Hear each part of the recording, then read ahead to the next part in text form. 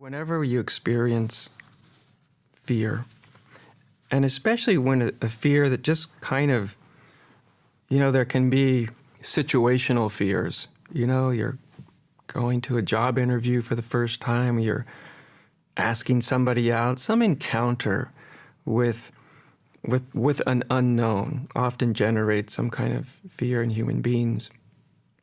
And then there's also those fears that just seem to come. It's not uncommon. I get questions almost every time I teach. There's a question about a kind of fear that arises often in a meditation, in some sort of deep inner expanse seems to open up. And that often evokes a kind of fear in people because it's a real immediate encounter with the unknown.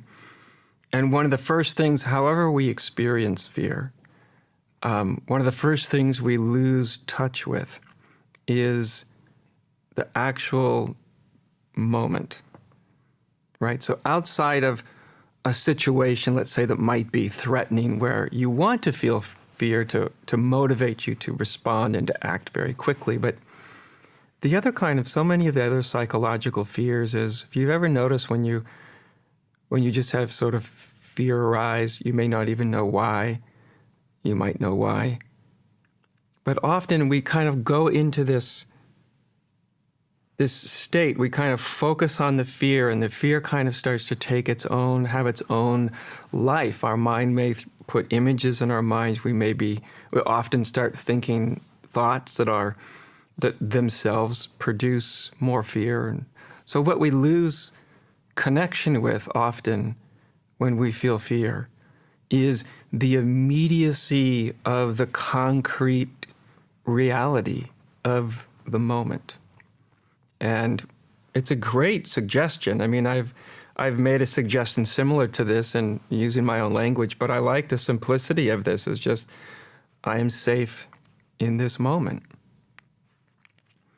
right? Just that, just the recognition. Oh, you can even turn it into a question, I suppose, too. Am I safe in this moment? Right? And again, if you don't have some exterior challenge coming upon you, so many of our fears are kind of psychological responses to something in the moment, something in the past, some unknown. But to reconnect with just the immediate sense of now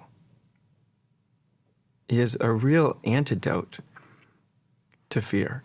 It can really diminish it quite a bit. And it also gives you this sort of ground from which you can experience, in this sense, fear. But the fear is then experienced against a backdrop or a background of a visceral, immediate experience of the moment, right? So usually in any kinds of therapies where people are really being overwhelmed with fear, one of the first things they do is try to get you to be in touch with the concreteness of the moment, what you see, taste, touch, feel, the actual concrete environment. But I like just this little reminder that you can either use it as a reminder, oh, I'm actually safe in this moment, even though some fear might be bubbling up from who knows where, or you can orient yourself towards it in a question. Am I safe? Am I actually safe in this moment?